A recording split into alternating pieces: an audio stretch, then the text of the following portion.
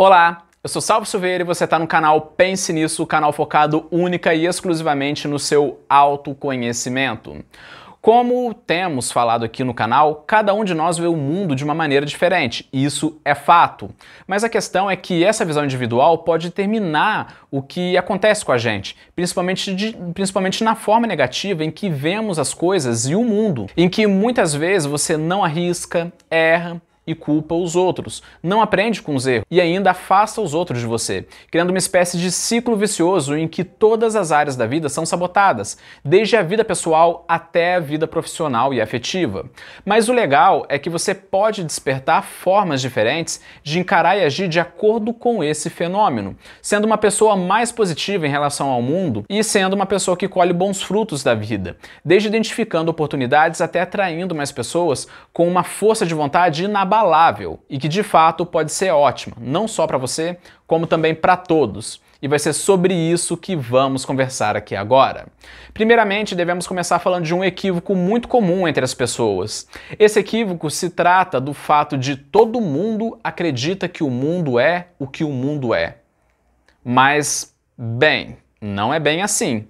Todo mundo acredita que a própria percepção que possui do momento é a realidade, sendo que não.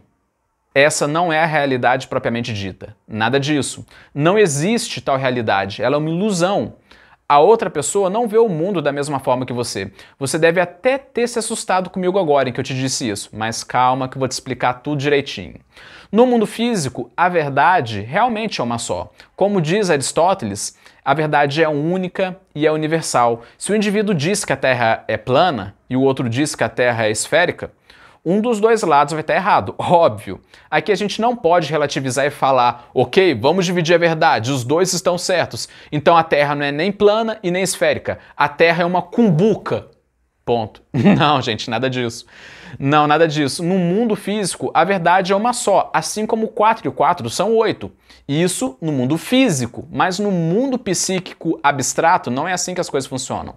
O que cada pessoa percebe é a sua visão pessoal da realidade. Realidade essa que é uma criação de cada um. Não existe duas pessoas que percebem o mundo da mesma maneira. E isso faz parte da nossa condição humana e pode trazer um grande poder em você a partir do momento em que você passa a entender isso e ver isso tanto em você como também nos outros. Mas vamos imaginar aqui um exemplo. O João, o nosso personagem fictício, ele vai viajar para a cidade do Porto, em Portugal. O João já é uma pessoa por natureza insegura, mas ao mesmo tempo é até que ele tem um certo ânimo para a viagem. Ao chegar no Porto, ele tem muita dificuldade, começa a achar os portugueses muito fechados, se sente sozinho na cidade. Ele comete alguns erros e se condena por isso. Erros como, por exemplo, tratar os portugueses da mesma forma que trata os brasileiros. O que é errado, afinal, são duas culturas diferentes com pessoas diferentes e ele se condena por isso, não sai da pensão e fica lá até terminar o intercâmbio. Ele não vê a hora de acabar o intercâmbio. E ao mesmo tempo que ele fica fechado nesse mundinho dele, ele ignora a riquíssima arquitetura do Porto, ignora a culinária riquíssima de lá, ignora os outros lugares em que ele poderia tentar se socializar. Em geral, ele bota na cabeça dele que a cidade do Porto é um péssimo lugar e vive com essa mentalidade. Agora vamos imaginar aqui agora o mesmo cenário. Vamos imaginar a nossa personagem fictícia, a Sofia. Ela vai também viajar para o Porto, para Portugal. Também passa pelo mesmo intercâmbio, inclusive foi no mesmo avião que o João e vai ficar na mesma pensão que ele. Porém, ela tem um espírito mais aventureiro e mais tolerante aos erros. A princípio, ela já chega na pensão dando um beijinho no rosto do rapaz português desconhecido que a recebe. E esse rapaz fica muito envergonhado, pois esse não é um hábito dos portugueses, como é pra gente aqui no Brasil. E ela nota que queimou o filme dela fazendo isso. Mas ela aprende com isso. Ela não comete mais esse erro e dá uma pesquisada na internet para entender as diferenças culturais e bola pra frente. Inclusive enxerga isso como um desafio muito legal para ela. Em seguida, ela sai para conhecer novas pessoas, apesar da resistência cultural dos portugueses, pois realmente os portugueses são mais fechados mesmo em comparação com nós brasileiros. Afinal, somos extrovertidos por natureza, somos o país do carnaval. e ela consegue fazer muitos amigos pelo jeito envolvente dela. Ela comete alguns errinhos, mas aprende com eles. Para ela, a cidade do Porto apresenta um conhecimento enorme, representa muitas aventuras. Ela até tem dificuldade em conciliar as obrigações do intercâmbio com o interesse dela em desbravar as cidades e as pessoas que moram lá. Nesse caso, a gente pode ver claramente duas pessoas na mesma situação, no mesmo lugar, com condutas completamente diferentes. A forma da reação dos portugueses é algo muito subjetivo. A visão da cidade é algo subjetivo. E os erros são também subjetivos. Depende de como a pessoa vê tudo isso. Enquanto para uma cidade antiga, sem graça, para o outro é uma nova experiência completamente diferente de tudo que já viveu. Sendo que o que vai determinar tudo nada mais é do que uma perspectiva particular de cada uma das pessoas que estão ali vivenciando aquilo. Mas esse foi apenas um exemplo. A questão em si é muito mais profunda do que isso, em que envolve um conjunto de crenças limitantes em que ou enfraquece ou empodera a gente. Então entenda que cada pessoa vê o mundo por uma lente particular e essa lente particular ela vai modelar as percepções que vão modelar os sentimentos e as emoções e até o raciocínio. Vamos chamar essa lente particular de atitude. O maior psicólogo do século passado, o suíço Carl Gustav Jung, pai da psicologia analítica, ele definiu tal atitude como sendo uma prontidão do indivíduo para agir ou reagir a algo de determinada maneira, mesmo que de forma inconsciente. Ou seja, é uma forma de agirmos ou reagirmos a determinados estímulos e o tempo todo temos atitudes que não vemos, em que cada coisa que nos acontece gera determinada resposta inconsciente e particular em cada um de nós. Enquanto para uma pessoa que está conhecendo uma ilha deserta, acha a ilha um local horrível, um local pacato, para outra é um lugar incrível de explorar e de vivenciar. Enquanto para uma ganhar uma camisa de presente no Natal é uma ofensa, pois para ela aquilo é um presente de baixo valor, para outra é uma lembrança memorável, que ganhou com muito carinho. Olha que interessante a prontidão da psique e a forma como as pessoas interpretam o mesmo evento. Mas essa visão tem um problema. Nós não temos consciência dela quando ela ocorre, funcionando como gatilhos invisíveis, medos, inseguranças e receios que sabotam a nossa vida. Pessoas com atitudes mais pessimistas enraizadas tenderão a reagir de forma mais negativa em relação às coisas e muitas vezes tratam os ratinhos da vida como se fossem dragões cuspindo fogo, tendo reações desproporcionais. A verdade é uma só, as coisas são o que são no mundo concreto, mas nossas mentes não percebem as coisas como elas realmente são. Cada pessoa vê as situações de forma diferente uma da outra e responde também de forma diferente, de forma particular, tanto de forma pessimista como também de forma otimista e aventureira. Mas o que define isso? Como já falamos em vídeos anteriores, e não custa repetir, somos moldados pela genética, somos moldados pelo meio em que vivemos e pela infância. Em geral, um conjunto de fatores que misturados fazem a nossa conduta do dia a dia, que formam os nossos padrões de ver o mundo e até o nosso destino na vida, o que é uma questão que dói de aceitar.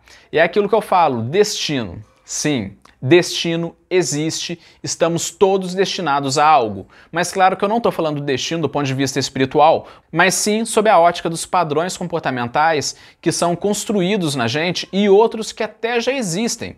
Primeiramente, eu acredito muito no modelo biopsicossocial, que segundo esse modelo, o que forma o indivíduo é a biologia, a psicologia e o meio. A biologia se trata da genética, dos instintos, dos processos bioquímicos. A psicologia se trata das questões comportamentais, da personalidade, do humor e outras coisas. Já agora, a questão social se trata da cultura, família, sociedade, tribo e por aí vai. Não tem como a gente definir até em que ponto o ser humano é um ou é outro, mas que a junção dos três, isso é fato. Mas, em se falando da parte biológica, que é a nossa parte mais antiga, ela é muito forte. Não é por acaso que algumas pessoas têm tendência maior à depressão, à psicopatia, à introversão, à extroversão. Mas de antemão, eu já te aviso que a genética você só consegue mudar até certo ponto. Segundo o geneticista Mike Bartels, que é um dos grandes experts do assunto, em uma entrevista ao Psychology Today, segundo ele, se uma pessoa classifica sua vida ou algum aspecto seu em uma escala de 0 a 10, com base no seu histórico familiar e genética, e essa pessoa se dá uma nota 4, provavelmente ela pode conseguir chegar ao nível 5 ou 6 através de esforços, se conseguir encontrar uma intervenção certa para a situação dela. Mas a pontuação provavelmente nunca vai passar de um 8, pois não é fácil subir radicalmente nessa escada da genética. Mas não é só a biologia que vai determinar o nosso padrão comportamental. Tem também um segundo ponto que é muito importante, os nossos primeiros anos de vida. Os nossos primeiros anos de vida, como eu já falei muito aqui no canal e repito porque é muito importante, está relacionado à nossa mãe ou a quem cuidou da gente na primeira infância, que é do nascimento até os primeiros 4 ou 6 anos, pois essa é a fase em que o cérebro da criança está se desenvolvendo muito e está muito maleável. É como eu sempre falo aqui no canal, a mente da criança é como se fosse um cimento que é maleável, mas que vai dar a forma que os cuidadores deram. E que depois que esse cimento seca, você não consegue mais ter tanta facilidade para moldar ele como tinha antes. Por isso que esses primeiros anos pode tanto ajudar a determinar a vida de um adulto, quanto também fazer uma pessoa que colabora, uma pessoa gentil, uma pessoa amorosa, uma pessoa honesta, como também pode fazer uma pessoa desequilibrada, uma pessoa raivosa, uma pessoa conflituosa e até mesmo vítimas frequentes de abusos. Pais muito rígidos, por exemplo, podem fazer um adulto extremamente perfeccionista, que sofre horrores com isso. Pais abusivos podem fazer a pessoa, na fase adulta, só se interessar por pessoas também abusivas e ver um relacionamento abusivo atrás do outro. Para você ver a importância da primeira infância e no padrão comportamental de todo mundo. Mas apesar disso tudo, ainda podemos mudar muito dos padrões. O tempo todo estamos treinando o nosso cérebro para algo positivo ou negativo para a gente, com a nossa mente sendo o tempo todo moldada pelo que acontece com a gente. Mas o importante é entendermos que a nossa mentalidade ela vai determinar tanto o nosso fracasso quanto o nosso sucesso. E até mesmo a nossa saúde e a forma como vemos as pessoas e reagimos a elas. Olha, por exemplo, aquele exemplo que eu te contei do João em Lisboa. Em Lisboa não, perdão, na cidade do Porto. Olha como que aquela mentalidade dele limitou completamente ele em um ciclo repetitivo que se proliferava por onde ele passava, devido à insegurança e ao medo dele, o que no caso da Sofia foi um exemplo completamente oposto, gerando uma dinâmica muito boa para ela. E o interessante é que essa dinâmica dela a tornava muito mais feliz e até atraía mais as pessoas em torno dela. Tudo isso devido à atitude positiva dela. Atitudes essas que são as lentes como a forma com a qual você vê e interpreta o mundo, em que as pessoas podem tanto ter uma lente mais aberta, como no caso da Sofia, como também uma lente mais fechada, como a do João.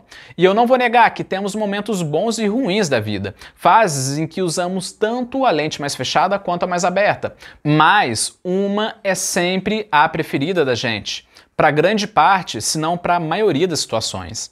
Sendo que a nossa tarefa como grandes amantes do autoconhecimento é estudar e trazer consciência da nossa lente particular pela qual vemos o mundo e como que a gente percebe o mundo através dela e como que ela influencia nas nossas decisões. O que, na verdade, convenhamos que aparenta ser fácil na teoria, mas na prática é muito difícil, pois é um comportamento inconsciente, mas que depois que começamos a entrar nessa aventura, fica mais fácil ver de onde que vem os socos da vida, vendo a forma como julgamos as pessoas, como nos focamos rápido nos seus lados negativos, como que não perdoamos as nossas falhas. Aqui, a questão da culpa é muito interessante para a gente poder ver o formato da nossa lente. Como diz Robert Greene, você culpa muito os outros pelo que acontece? E você mesmo se perdoa facilmente quando comete algum erro da sua parte? Tem isso como praticamente um instinto? Como você vê as mudanças da vida? Você é muito apegado à rotina, evitando desafios? Você vive com medo do inesperado e do inevitável? Se alguém desafia as suas ideias, você recua facilmente mesmo você estando certo?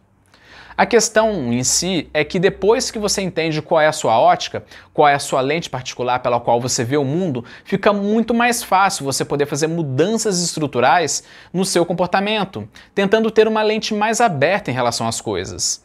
Isso você pode se mudar e está sob seu controle. Como diz Sartre, grande filósofo existencialista, não importa o que a vida fez de você, mas sim o que você fez com o que a vida fez de você. Então, por isso, busque formas de expandir a sua mente, aumentando a sua lente pessoal, sendo uma pessoa cada vez mais completa. No próximo vídeo, que eu não sei qual vai ser o nome, vamos falar sobre a sua visão individual e como que ela pode determinar o que acontece com você, principalmente na forma negativa em que você vê as coisas e o mundo. Podemos, assim, começar a despertar formas diferentes de encarar e agir de acordo com esse fenômeno, sendo pessoas mais positivas em relação ao mundo e que colhem bons frutos na vida, desde identificando oportunidades até atraindo mais pessoas com uma força de vontade inabalável e que de fato pode ser ótima, não só para você, como também para todos. Então bora lá para o próximo vídeo que eu tô te esperando. Se você quiser receber o vídeo, se inscreva aqui no canal e ative o sininho das notificações para saber quando ele for lançado. Beleza? Então vamos relembrar aqui então o que falamos aqui até agora. Falamos do equívoco da realidade, em que no mundo físico a verdade é uma só, mas no mundo psíquico cada pessoa possui a sua visão pessoal de mundo, a sua visão pessoal de verdade, com cada pessoa tendo sua visão pessoal da realidade, sendo que não existe duas pessoas que percebem o mundo da mesma maneira, sendo que o que vai determinar a visão da pessoa é a perspectiva particular dela, sendo uma lente pela qual ela vê o mundo e usa tal lente para modelar as percepções que vão modelar os sentimentos, as emoções e até o raciocínio, em que chamamos essa lente de atitude, que é a forma como a qual a pessoa age ou reage.